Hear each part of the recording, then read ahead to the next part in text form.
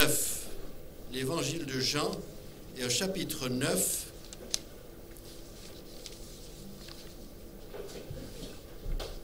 c'est l'un de ces chapitres qui me fascine toujours parce que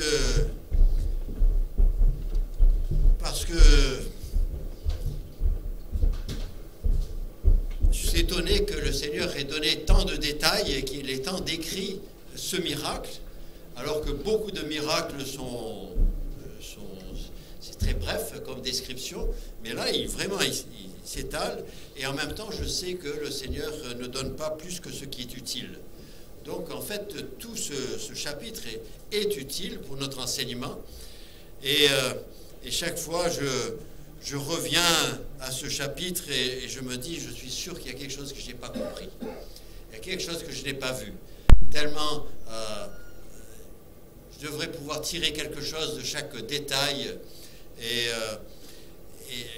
je reviens et chaque fois, c'est fascinant. Et je remercie le Seigneur.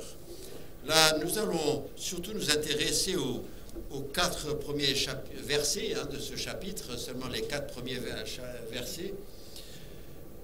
Je vais lire là, donc Jean chapitre 9, et je lis au verset 1. Il dit, Jésus vit en passant un homme aveugle de naissance.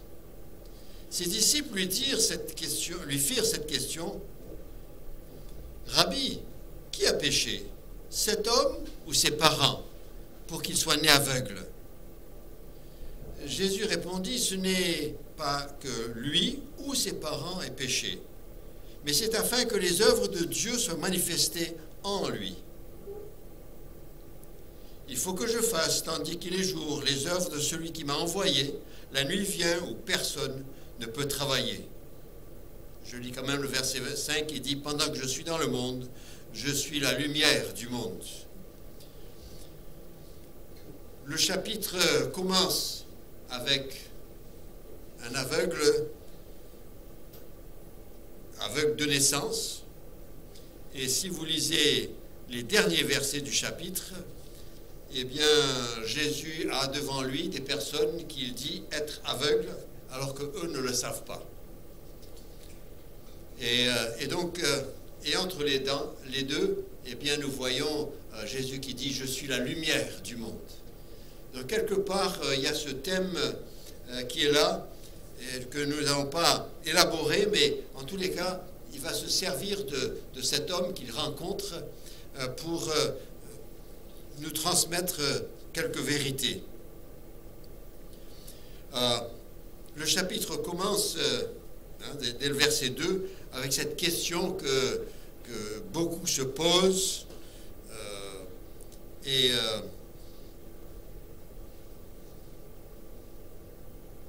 disciples commencent avec la question, mais dans la question, ils sont déjà en train de supposer ou en train d'avancer une réponse. Ou bien il lui donne 2 choix. Voilà, 2 options, c'est laquelle. Malheureusement, c'est une habitude de nous les humains. On aime bien poser ce genre de questions pour un peu faire paraître nos connaissances. Mais ici, dans ce cas, les disciples étaient complètement à côté. La question, c'est, Rabbi, qui a péché, cet homme ou ses parents, pour qu'il soit né aveugle?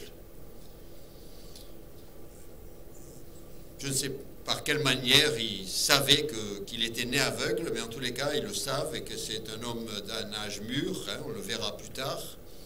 Les parents diront, il a de l'âge, interrogez-le lui-même.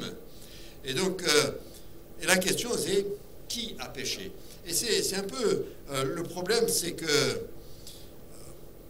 c'est un peu sur cette même base que Job, il a été un peu malmené par ses 3 amis, parce que aussi leur thème, leur thèse, c'était si tu souffres tant, c'est que tu as péché. Donc confesse ton péché, abandonne ton péché, et ça ira mieux. Et les 3 amis étaient là constamment, et chacun avec ses 3 discours était là en train d'insister. oui, tu as péché. Il dit, mais je n'ai pas péché, je n'ai rien fait. Il dit, si tu as péché, sinon ça ne t'arriverait pas. Et c'est ce thème qui est là. C'est le même qu'on retrouve aussi plus tard quand l'apôtre Paul échoue sur l'île de Malte. Et comme il pleut, il fait mauvais, ils rassemblent du bois, ils sont en train de mettre la broussaille sur le feu. Et puis alors que Paul est en train de jeter cette broussaille sur le feu, une vipère sort, elle s'accroche à lui, et les habitants de Malte lui disent, ah, il a échappé, mais c'était certainement un meurtrier, et la justice s'est faite quand même.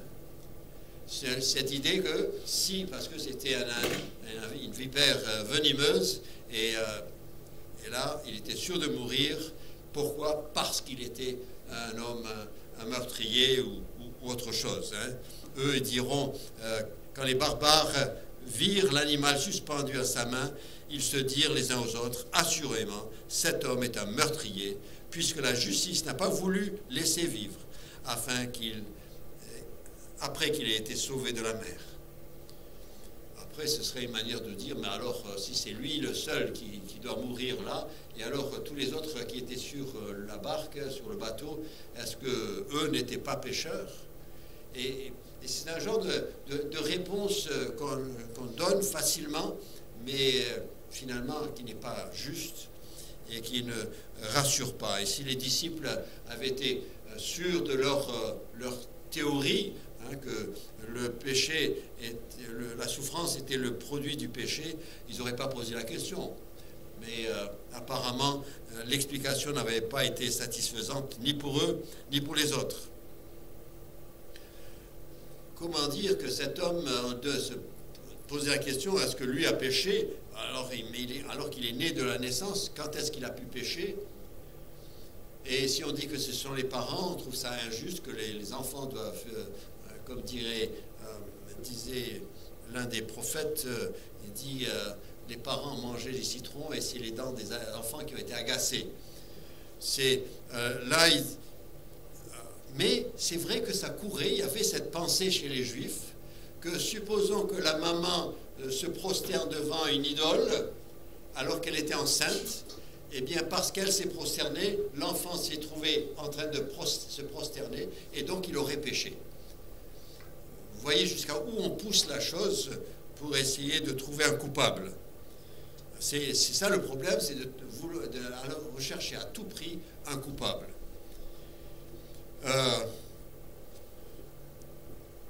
Il y a aussi des croyances qui suggèrent que nos maux présents sont les conséquences d'une mauvaise vie précédente. Comme je me suis mal comporté dans une vie précédente, eh bien, j'ai des malheurs durant cette vie-là. C'est sûr que ça a l'air d'être une réponse, mais le seul problème, c'est qu'on ne sait pas, il n'y a rien qui nous dit que j'avais une autre vie, que j'existais avant, puisque mon âme est venue en existence au moment de la conception. Donc il n'y a rien qui suggère que nous avions une autre vie ou que nous en avions une autre et qui suit, qui nous permettrait de rattraper celle-ci. Même si cette pensée court et même trouve beaucoup d'adeptes, mais ce n'est pas pour ça que ça rassure. Il y a aussi toujours ceux qui lancent cette déclaration que si Dieu est bon, eh bien pourquoi est-ce qu'il y a la souffrance? Il y avait une autre pensée aussi de ceux qui nous accusent de souffrir, c'est parce qu'on n'a pas l'Esprit Saint, parce qu'on n'a pas la foi, et donc on reste malade. Si tu ne guéris pas, c'est que tu n'as pas la foi, c'est que tu n'es pas... Et cette idée est avancée aussi, et surtout par ceux qui sont bien portants. J'ai déjà rencontré des gens qui étaient perturbés par quelqu'un qui prêchait que si tu crois, tu seras guéri n'importe comment, et si tu ne guéris pas, c'est ta faute. Et puis après, ils ont appris que lui, sa femme, il l'avait envoyé à l'étranger pour se faire soigner. Et ça perturbe, parce que c'est un enseignement qui n'est pas dans l'Écriture. Dieu peut guérir, c'est sûr, il peut guérir n'importe. Mais ce n'est pas toujours parce que quelqu'un a péché que nous sommes malades ou parce que nous manquons de foi. Il y a des gens bien portants qui sont athées, qui sont bien portants. Non, c'est pas une explication.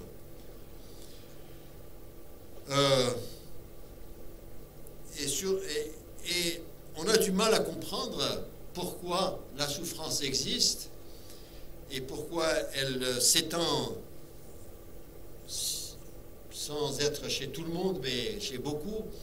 Eh bien, si on n'accepte pas le fait du péché originel, que le péché, à ce moment, quand Adam et Ève ont péché, et que Dieu a dit, eh bien, dorénavant, eh bien, la terre produira des épines, et que la femme enfantera avec douleur, eh bien, c'est à ce moment-là que les choses se sont déclenchées, que la souffrance et le malheur est arrivé. Mais vous savez, Jésus, il ne s'est jamais trop tracassé à cause de la souffrance.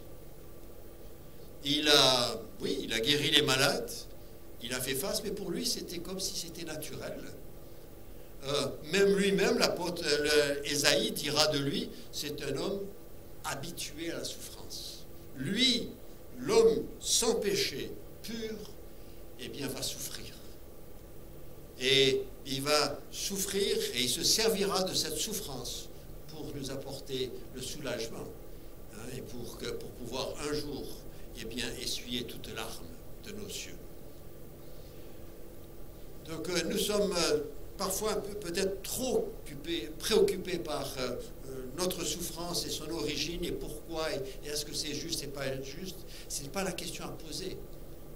Parce qu'en se posant cette question-là, eh bien, on n'arrive nulle part.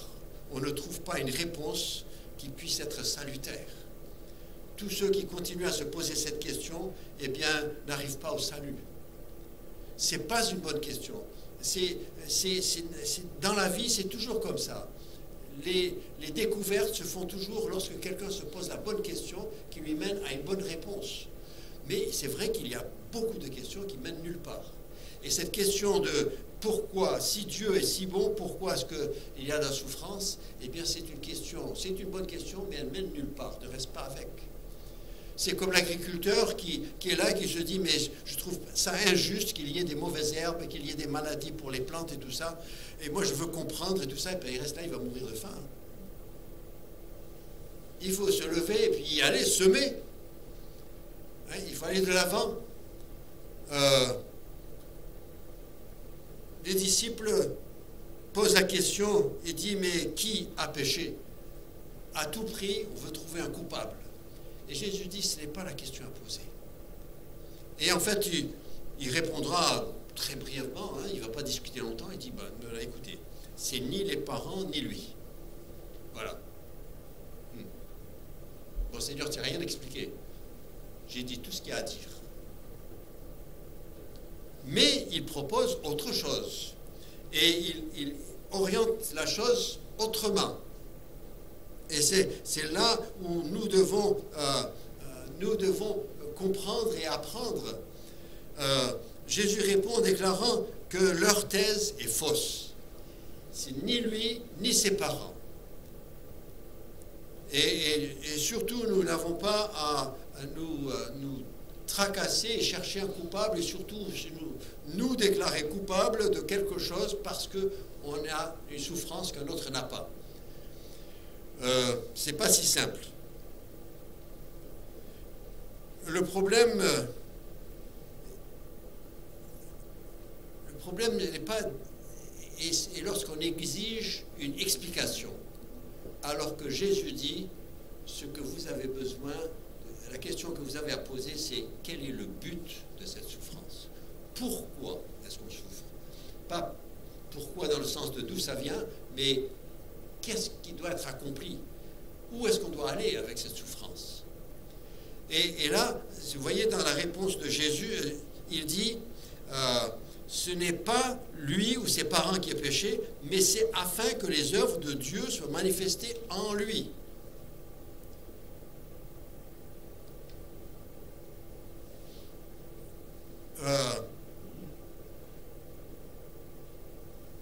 Jésus dit, écoutez, c'est pas une question de si lui a péché ou ses parents ont péché, c'est une question de et pourquoi est-ce que Dieu a permis que cet homme soit là? Qu'est-ce qu'il voulait accomplir? Et c'est la question que nous devons nous poser aussi lorsque nous passons par des moments difficiles que nous ne comprenons pas. C'est pas dire Seigneur, qu'est-ce que j'ai fait encore? Pourquoi est-ce que tu me fais souffrir? C'est une question de Seigneur, qu'est-ce que tu veux accomplir à travers cela? C'est vrai que quand il nous dit que toute chose concourt au bien, donc on ne se pose pas la question pourquoi est-ce que je dois passer par cette épreuve pour qu'il y ait du bien. C'est puisque tout concourt au bien, Seigneur, je veux fixer mes yeux sur le bien que tu veux accomplir et que tu veux réaliser.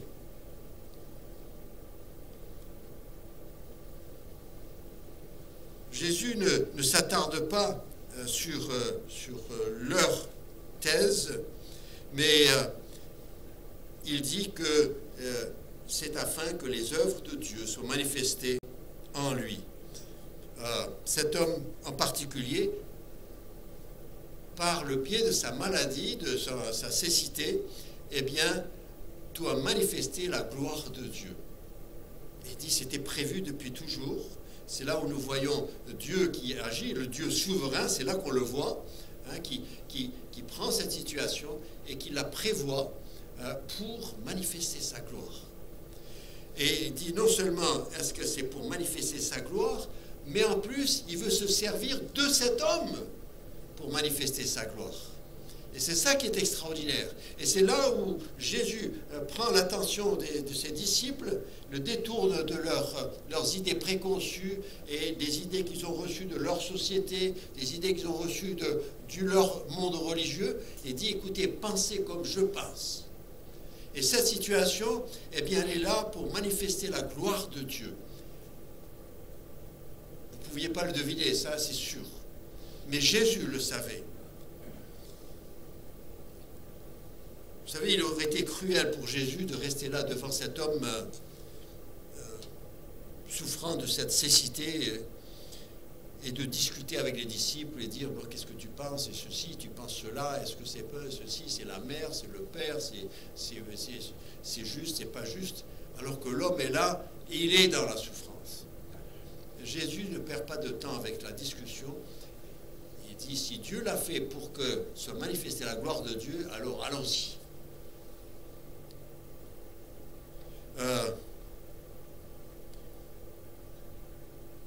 Et ce que nous voyons en lisant le chapitre, c'est que la gloire de Dieu va être manifestée sur deux niveaux. Un premier niveau, c'est le niveau physique. Cet homme va voir de ses propres yeux. Le deuxième niveau, c'est qu'il va voir du niveau spirituel et il va découvrir Jésus-Christ et il va adorer le Seigneur. Nous le trouvons, son premier geste, c'est de se laver les yeux selon l'ordre de Jésus, et la dernière chose qu'on le voit faire, c'est d'adorer le Seigneur. Il dit ces choses sont là pour manifester la gloire de Dieu. Notez que la seconde, eh bien, elle est très liée à la première.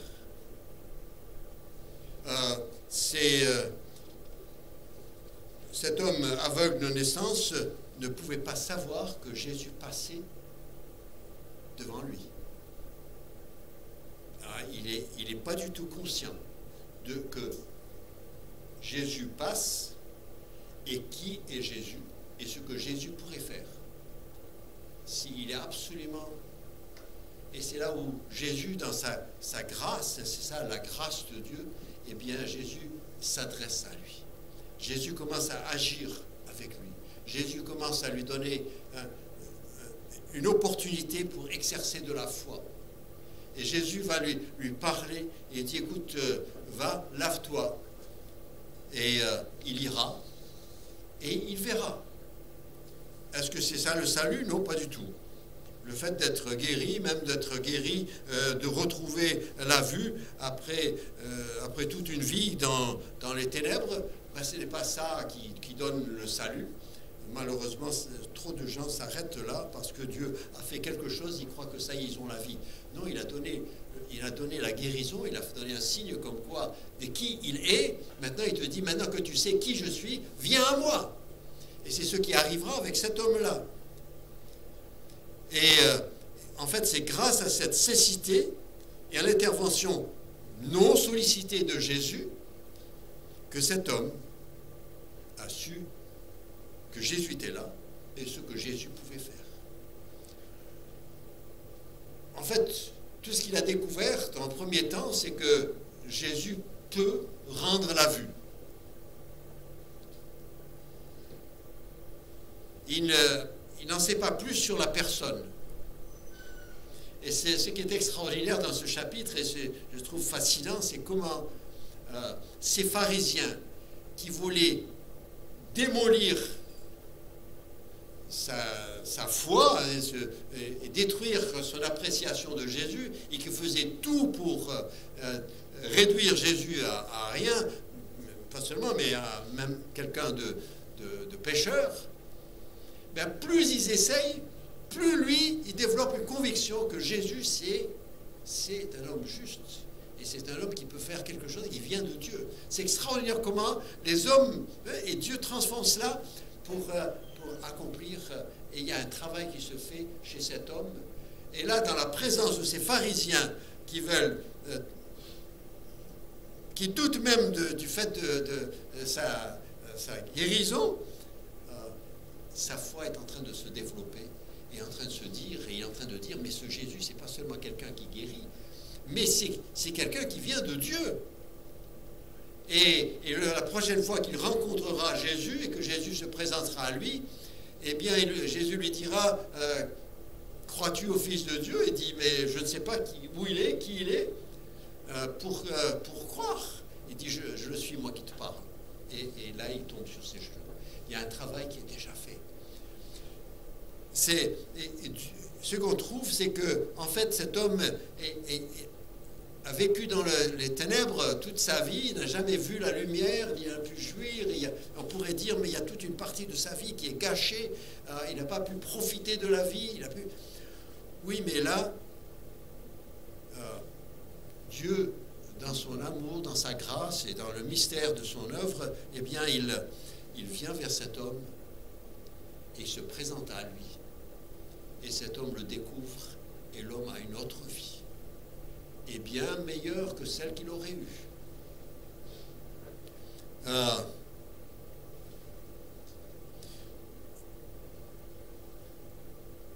Cet homme qui n'a aucune conscience que Jésus existe même, et qu'il y ait quelqu'un qui pourrait faire quelque chose pour lui, eh bien, grâce à cette situation triste, eh bien, il va découvrir toutes ces réponses. Ces choses, Jésus dit, ça, c'est pour que cet homme, que Dieu manifeste sa gloire à travers lui. Et finalement, ce qui se passe, c'est que cet homme, il manifeste encore aujourd'hui la gloire de Dieu, puisque nous lisons le récit. Et nous sommes...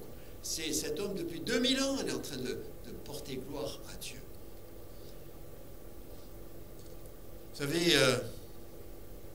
combien sont ceux qui ne posent pas la question pourquoi la cécité? Ils découvrent Jésus plutôt au travers de leur maladie. S'ils s'arrêtaient, ils se disaient, mais pourquoi je souffre ceci? Pourquoi est-ce que j'ai cela? Pourquoi est-ce que je suis né dans cette famille? Pourquoi est-ce que j'ai dû vivre cela? Pourquoi? Il y a, et toutes les questions sont bonnes, sont valables, et Dieu comprend pourquoi on pose la question. Tout comme Job, qui a posé beaucoup de questions, mais ce n'était pas ses amis qui l'ont aidé. C'est lorsque Dieu a répondu qu'il a été aidé. Et nous, combien de fois sont ceux qui, grâce à une maladie, grâce à un drame familial, grâce à une expérience de mort imminente, d'une grosse déception, de décès d'un bien-aimé, etc., combien de choses. C'est suite à des choses comme ça que nous sommes tournés vers Dieu. J'ai un père qui a eu 2 enfants aveugles, et qui le sont aujourd'hui. Mais lui-même a rendu témoignage, il a dit, mais il y a un temps où je pensais, je me dis, mais qu'est-ce que j'ai fait pour avoir ce malheur? Il a dit, il y a un temps, pendant des années, je me suis posé la question, qu'est-ce que j'ai fait? Comme on dit, excusez-moi, mais il dit, qu'est-ce que j'ai fait au bon Dieu pour qu'il me fasse là? Vous l'avez déjà entendu. Mais après quelques années, c'est lui-même qui me l'a dit. Il me dit, mais si ce n'était pas pour cela, j'aurais jamais rencontré Jésus-Christ. Et c'est pas seulement que lui a rencontré Jésus-Christ, mais ces 2 garçons ont rencontré Jésus-Christ. Et qu'aujourd'hui, ils ont chacun une épouse qui aime le Seigneur. Et tous sont d'Afrique du Nord. C'est pas pour Dieu qui a fait le mal, qui est le coupable, c'est pas une question, mais c'est que Dieu dit, mais j'ai un plan et je les aime tellement, et c'est le moyen par lequel je peux les amener jusqu'à moi.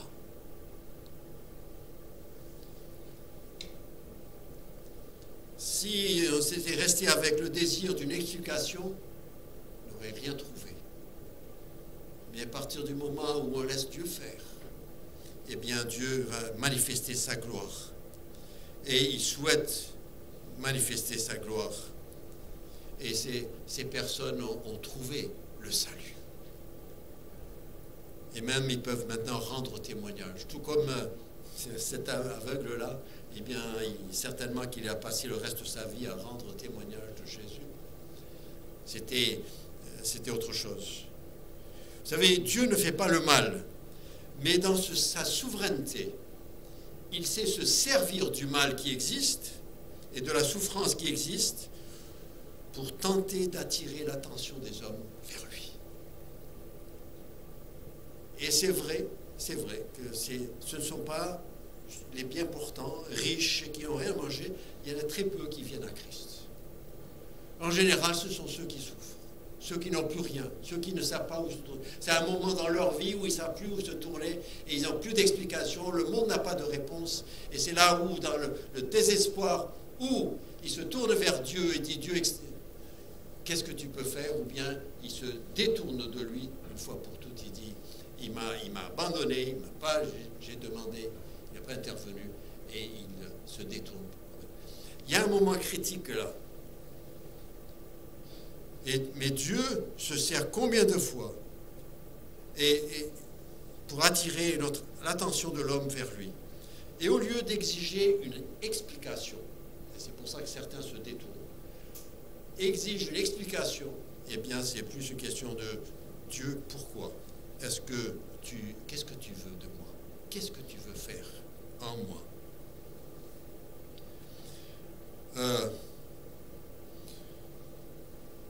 Vous savez, si le malheur équivaut à une petite tape sur l'épaule, eh bien, si c'est pour attirer notre attention, tournons-nous vers Dieu et dire, qu'est-ce que tu veux? Qu'est-ce que tu as pour moi? Qu'est-ce que tu veux faire?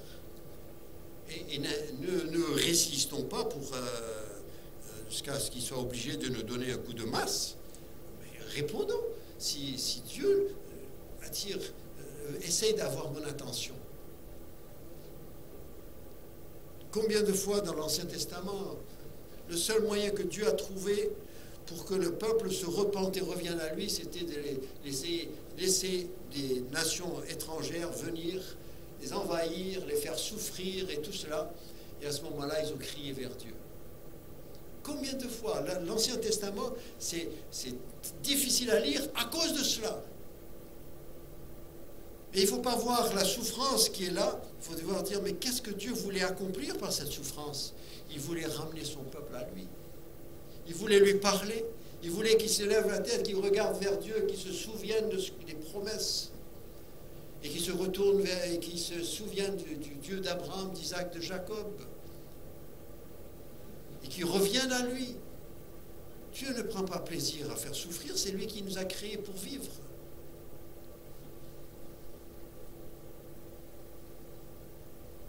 Dans Jacques chapitre 5 et au verset 16, Jacques chapitre 5 verset 16, il prend un cas d'un chrétien qui souffre, qui est malade parce qu'il y a du péché dans sa vie. Et Dieu est en train d'essayer d'attirer son attention par le biais de cette souffrance. Et au verset 16, donc Jacques chapitre 5 verset 16 dit « Confessez donc vos péchés les uns aux autres et priez les uns pour les autres afin que vous soyez guéris.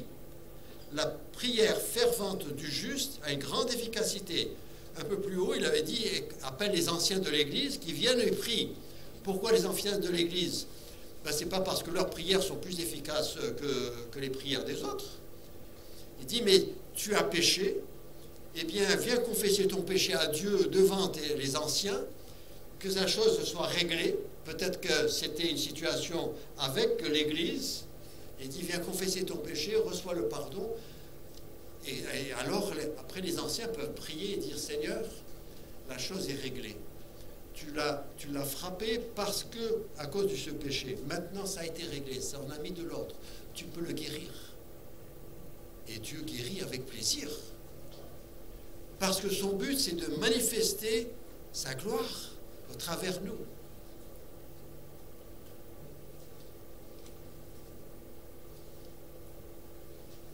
Lorsque nous rencontrons des obstacles dans notre vie spirituelle, peut-être que la première chose à demander, ce n'est pas « Seigneur, délivre-moi. J'aime pas ça, c'est désagréable, je veux pas. Guéris-moi, délivre-moi, soulage-moi, change les circonstances. » Ce n'est pas la première question, elle n'est pas la première prière à poser en tant qu'enfant de Dieu, mais plutôt de lui dire « Dieu, qu'est-ce que tu veux de moi ? Si tu permets cela, parce que toi tu aurais pu l'empêcher, mais tu l'as permis, alors tu as une raison pourquoi tu le permets. Pourquoi est-ce que tu le permets? Qu'est-ce que tu veux me dire? Qu'est-ce que tu veux de moi?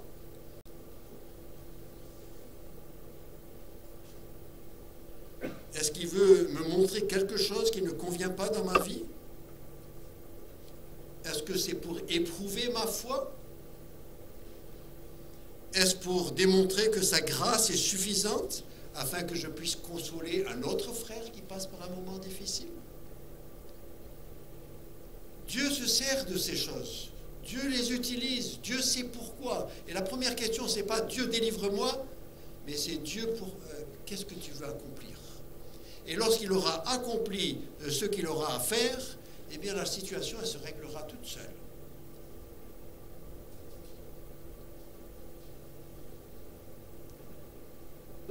Comprenons que le but de Dieu, je vais lire ce verset sur la consolation. Vous savez, et si personne ne souffre, et si aucun chrétien ne souffre, il n'y a personne pour consoler celui qui souffre. Dans 2 Corinthiens, chapitre 1. 2 Corinthiens, chapitre 1. Et je vais lire les versets 4 à 6. 2 Corinthiens, chapitre 1.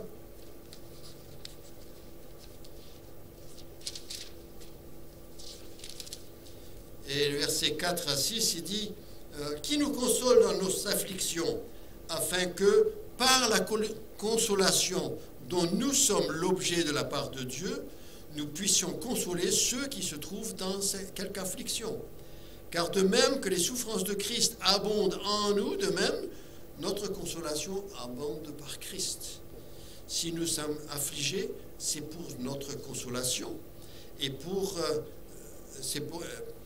si nous sommes Paul parle. Si nous sommes affligés, c'est pour votre consolation et pour votre salut. Si nous sommes consolés, c'est pour votre consolation, ce qui se réalise par la patience à supporter les mêmes souffrances que nous endurons. Il y a dans le plan de Dieu, il y a quelque part où Dieu se sert de la souffrance, Dieu se sert de ces choses afin d'accomplir son œuvre. Et c'est pour ça qu'il ne faut pas tout de suite généraliser et dire mais c'est parce que ça ne va pas. Dieu m'a oublié, Dieu n'est pas là. Non, il veut m'apprendre quelque chose, il veut intervenir dans ma vie, il veut faire quelque chose, il veut se glorifier. Et l'apôtre Paul, c'est pas plein de ses souffrances. Et il en a souffert, et il en fait la liste. Mais il savait que c'était le moyen pour accomplir l'œuvre de Dieu. Et donc il ne s'est jamais plaint. Et tout ce qu'il a trouvé, il pouvait dire la grâce de Dieu est suffisante. Il n'a jamais dit que c'était agréable. En fait, lui, il a pris la chose comme dire, mais en fait, j'ai goûté aux souffrances de Christ. J'ai pu m'identifier à Christ dans sa souffrance. Et pour lui, c'était une expérience spirituelle. On ne peut pas réagir comme le monde réagit. Hein? Je ne suis pas bien, docteur, donne-moi quelque chose. Et le pauvre docteur, des fois, il ne sait pas quoi faire. Il est obligé d'écrire quelque chose sur sa feuille. Et vous savez, des fois, on arrive à Dieu, et puis on dit, Dieu, je ne vais pas bien, fais quelque chose. En tant qu'enfant de Dieu, et par la foi, nous devrons dire, Seigneur, si c'est un péché, eh bien, aide-moi avec mon péché. Si c'est parce que tu veux te servir de moi dans la vie de quelqu'un d'autre, eh bien, j'accepte, fais-le. Si c'est pour que j'apprenne quelque chose te concernant, parce qu'on en apprend des choses dans la souffrance, on apprend plein de choses sur Dieu. Il y a des choses qu'on ne peut pas apprendre autrement.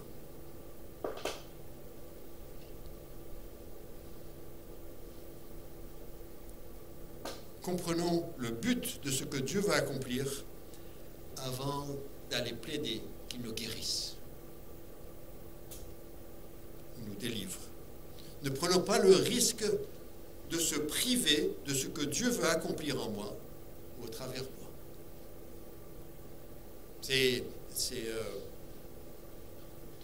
Avec ma femme, on discutait, il y avait une méditation qu'on a lue dernièrement.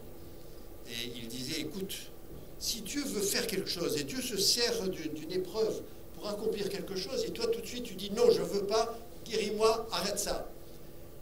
Tu te prives, toi, de ce que tu pourrais faire et peut-être est-ce que tu es en train de priver quelqu'un de l'œuvre de Dieu. Parce que toi, tu ne penses qu'à toi et à ton petit confort. Et dis non, écoute, demande Dieu s'il n'a pas quelque chose qu'il veut accomplir dans ta vie et qu'il veut se servir de cela. Vous savez, quand vous cherchez de la consolation, vous n'allez pas voir quelqu'un qui n'a jamais souffert et qui tout va bien. Vous allez voir quelqu'un qui a souffert et qui est passé par là. C'est les seuls qui savent consoler. Combien sont ceux qui... Je remercie le Seigneur pour le livre de Job. Parce que combien sont ceux qui passaient par des moments difficiles qui ont été lire Job.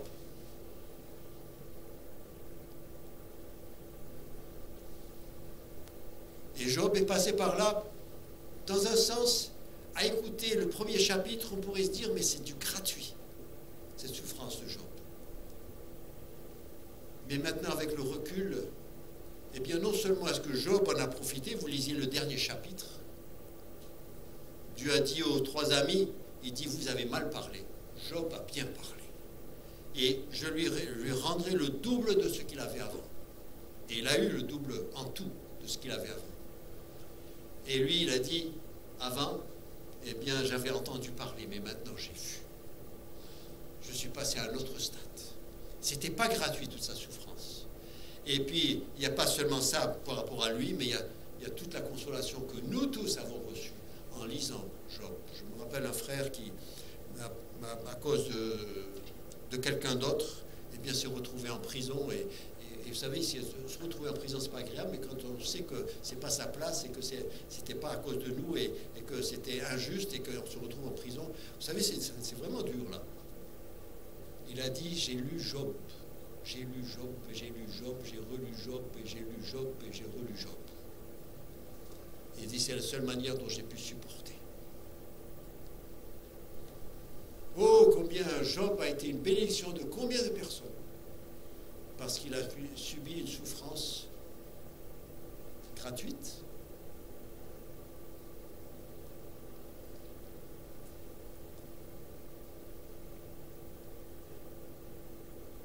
Jésus a laissé mourir Lazare. Les sœurs Marthe et Marie savaient, Jésus, tu aurais pu être là, on t'a averti, tu aurais pu être là, et si tu avais été là, il ne serait pas mort. Ça, c'était un fait. Dieu, Jésus, tu n'étais pas là quand tu aurais pu être là, et tu n'as pas intervenu. Et Jésus, ben, il ne s'est jamais expliqué. Lui, il a fait exprès. Il savait qu'il est resté tourné un peu jusqu'à ce que Lazare meure, et puis après il est venu. Il a fait exprès. Il n'y a pas d'autre explication. Il voulait que Lazare meure. Et il n'a pas répondu à la prière de Marthe et de Marie. Elles n'ont rien compris. Celui qui devait être cet ami si proche, tout ça, et puis il n'était pas là quand il aurait pu l'être. Mais en fait, Jésus, par cette mort de Lazare, il s'est créé une opportunité pour glorifier Dieu encore à un plus haut point. Déjà par la résurrection de Lazare, et la puissance qui a été manifestée là, et en invoquant Dieu, il y avait tout pour démontrer que lui était en communion avec Dieu, il y avait tout pour démontrer qu'il était puissant, parce qu'il a parlé à Lazare qui est mort, qui n'est pas censé pouvoir entendre quoi que ce soit, hein, et puis il s'est bien assuré que ça faisait 4 jours, donc il n'y a aucune chance, il n'était même pas inconscient, il n'était pas dans le coma, il était mort. Et Jésus dit un mot, et Lazare sort sans l'aide humaine, et c'est après qu'il est sorti qu'on le délie pour le libérer. Oui, afin que Dieu soit manifesté. Mais ce n'est pas seulement ça. Mais c'est qu'au travers de cette résurrection de Lazare, eh bien Jésus va précipiter les intentions des pharisiens, parce qu'eux, ils avaient décidé qu'ils allaient attendre jusqu'à après la fête.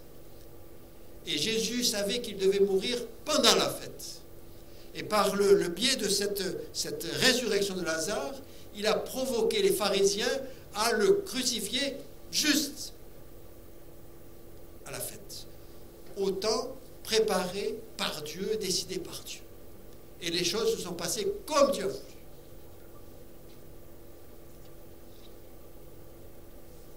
Ça, c'est notre Dieu. C'est comme ça que notre Dieu travaille. C'est à nous de lui faire confiance.